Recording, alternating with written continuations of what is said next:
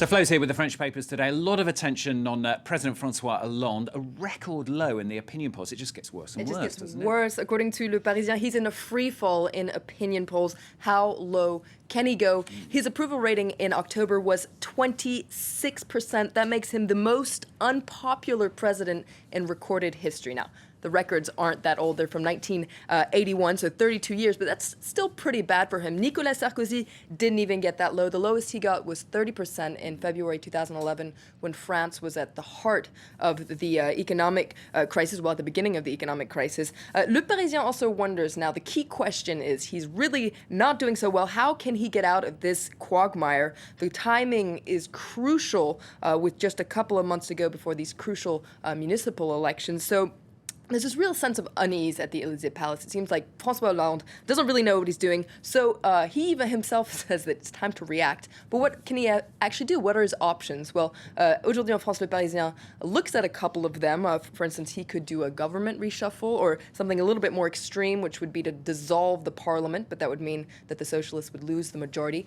Or he could clean up the Socialist Party, and according to Aujourd'hui en France, that means getting rid of the head of the Socialist Party, Harlem Désir. Well, interesting stuff there for François Hollande on his in list. Anyway, anger growing against him as well in the region of Brittany. Agricultural workers, as Matthew was talking about in the business, upset over plans for a new road tax called the ecotax. That's right. A lot of papers are looking at this. L'Humanité, the communist paper, wonders what is happening in Brittany. And you can see some photos taken over the weekend where there were those violent clashes in Brittany. Le Parisien points out that the government is trying to put out the fire here, trying to find some sort of an honorable way out of this. And in fact, the Prime Minister has organized a meeting today with elected officials from Brittany to try and find a solution. And according to Aujourd'hui en France, the government's likely to tweak the tax a little bit. But Les Echos points out that agricultural workers in Brittany are crying about this tax, but they already get all sorts of tax breaks from the government. Les Echos points out that Brittany is an exceptional region in this sense. They get all sorts of advantages. Now, according to locals, they deserve these advantages because Brittany is such an isolated region. And it's just the latest part, isn't it, the government's tax policies to come under fire? That's right. Le Figaro talks about this tax revolt that's spreading. Now, keep in mind, Le Figaro is, of course, the right-leaning paper, so they're pretty happy about this. We've been seeing all sorts of, kind of revolts going on. Last week, we saw that football clubs here in France are going on strike to protest against Hollande's 75% tax rate. Now, according to Le Figaro, all sorts of other people are following suit with this tax revolt. They say that all this is spreading to small businesses, retailers, etc. They say that they are upset about what they call this tax harassment, tax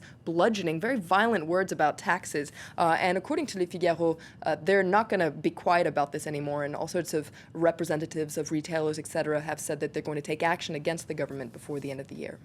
Not all about taxes in the French press. Le Croix focusing on the spillover effect of the Syrian civil war. This is in neighbouring Lebanon. That's right. La Croix says that Lebanon is overwhelmed by the Syrian crisis. Over 1 million Syrian refugees have poured into Lebanon and threatening the very fragile balance and peace in Lebanon. And in fact, La Croix reports from the Akkar district, which is on the border between Syria and Lebanon.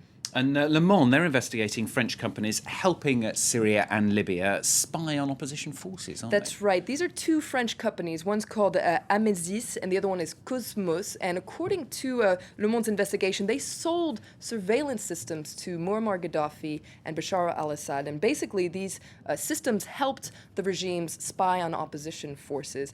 These two companies are under investigation in France, and you can read more about it in Le Monde.